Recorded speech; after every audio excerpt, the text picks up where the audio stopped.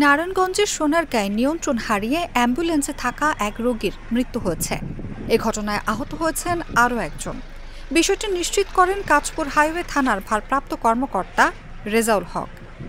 এর আগে সোমবার সকাল 9:30টায় উপজেলার ঢাকা-চট্টগ্রাম মহাসড়কের সোনাখালী এলাকার ঢাকামুখী লেনে এই ঘটনা ঘটে।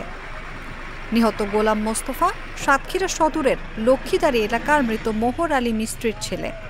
তিনি কুমিল্লার 14 গ্রামে গাড়ির হেলপার হিসেবে কাজ করতেন। কাঁচপুর হাইওয়ে থানার উপপরিদর্শক আরিফ বলেন, সকালের দিকে ওই অ্যাম্বুলেন্সটি কুমিল্লার 14 গ্রাম থেকে ঢাকার দিকে যাচ্ছিল। পথিমধ্যে অ্যাম্বুলেন্সটি নিয়ন্ত্রণ হারিয়ে আইল্যান্ডের সঙ্গে ধাক্কা লাগলে ঘটনাস্থলেই ওই ব্যক্তির মৃত্যু হয়। এ ঘটনায় অ্যাম্বুলেন্স চালক সামান্য আহত হন। এর আগে কুমিল্লায় কর্মরত অবস্থায় গোলাম মোস্তফা সড়ক দুর্ঘটনায় আহত হয়ে একটি স্থানীয় হাসপাতালে চিকিৎসাধীন ছিলেন। আজ উন্নত চিকিৎসার জন্য অ্যাম্বুলেন্স যোগে তাকে ঢাকার পঙ্গু হাসপাতালে নেওয়া হচ্ছিল।